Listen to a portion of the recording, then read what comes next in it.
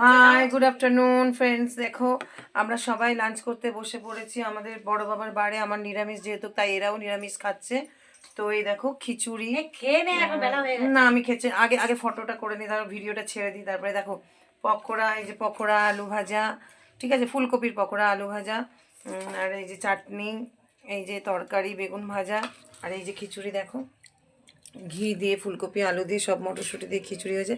দেখো জিজু খেতে শুরু করে দিয়েছে। হাই দিদিকে দেখো, এই দেখো দেখো এক ধ্যানে খেয়ে যাচ্ছে। ওর কি এত ভালো লেগেছে, ভুস ভুস করে খেয়ে যাচ্ছে।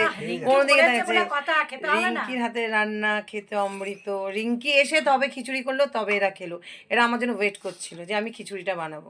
মানে আমার হাতের রান্না এদের কাছে এত প্রিয়। মানে এই বলে না, আমার আরও দিদিভাইরা আছে ইন্ডাস্ট্রিতে কাজ করতো, তাদের সবার কাছে আমার রান্না প্রিয়।